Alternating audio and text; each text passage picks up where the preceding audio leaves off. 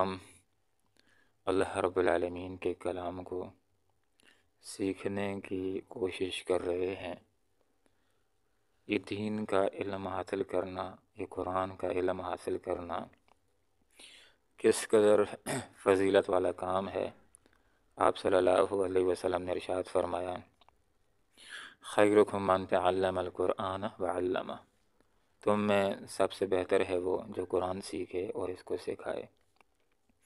قرآن کا علم حاصل کرنا، اس کو پڑھنا، یہ کس قدر ایک فضیلت والا عمل ہے۔ آپ صلی اللہ علیہ وسلم نے ارشاد فرمایا، مسلم شریف کی روایت ہے،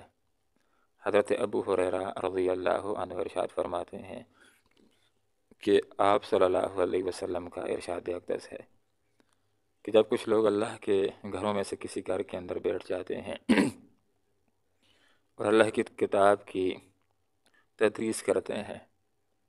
اس کو پڑھتے ہیں، اس کو پڑھاتے ہیں، اس کو سیکھتے ہیں،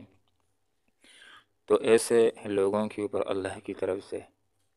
بیک وقت 4 طرح کے انعامات نازل ہوتے ہیں۔ اللہ کی طرف سے دلوں کے اوپر سکینت بھی نازل ہوتی ہے، اللہ کی رحمت بھی ڈھانپ لیتی ہے، فرشتے گھیراؤ کرتے ہیں، اور چوتھا انعام یہ کہ اللہ تعالیٰ ایسے پیارے لوگوں کا کہ جو قرآن سیکھنے سکھانے کے اندر مشغول ہوتے ہیں، اس کی تدریس میں مشغول ہوتے ہیں، اللہ رب العالمین ان کا تذکرہ فرشتوں کی محفل میں فرماتا ہے۔ دین کا علم حاصل کرنا، اس کی فضیلت کیا ہے؟ آپ صلی اللہ علیہ وسلم نے ارشاد فرمایا، طلب العلم فریضۃ علی کل مسلم، علم حاصل کرنا ہر مسلمان کی پر فرض ہے،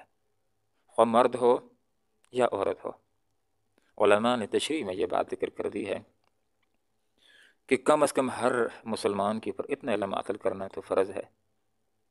کہ اس کی 24 گھنٹے کی زندگی وہ اسلام کے مطابق گزر جائے۔ دین کے علم کی فضیلت اور اہمیت کیا ہے؟ آپ صلی اللہ علیہ وسلم نے ارشاد فرمایا، تفقہوا فی الدین، لوگوں دین کو سمجھنے کی کوشش کرو، اور پھر جس کو دین سمجھ آ جائے کس قدر انعام میں ہے۔ آپ صلی اللہ علیہ وسلم نے ارشاد فرمایا، من یرید اللہ بہ خیرا یفقہہ فی الدین، کہ جس بندے کے بارے میں اللہ رب العالمین بھلائی کا ارادہ فرماتا ہے، اس کو اپنے دین کی سمجھ دے دیتا ہے۔ علم کی اہمیت،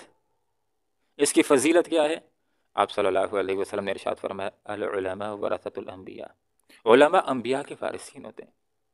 اور انبیاء اپنے پیچھے روپے پیسہ چھوڑ کر کے نہیں جاتے، انبیاء کی میراث علم ان کا مشن ہوتا ہے، جو اس کو لیتا ہے وہ انبیاء کا وارث کہلاتا ہے۔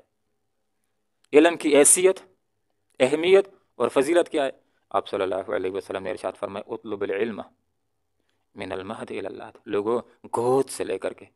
گور تک علم حاصل کرو۔ آپ صلی اللہ علیہ وسلم کا ارشاد اقدس ہے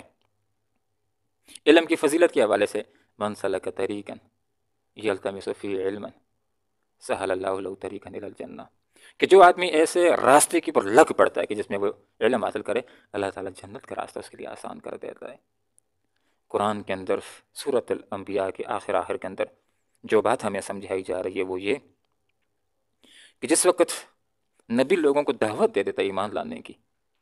تو نبی کی صفات یہ بھی ہوتی ہیں بشیر اور نذیر۔ جو لوگ کلمہ پڑھ لیتے ہیں، نبی ان کو خوشخبری دیتا ہے کہ لوگوں کلمہ پڑھ کر کے اسلام قبول کر کے تم نے اپنے حق کے اندر زبردست فیصلہ کیا ہے،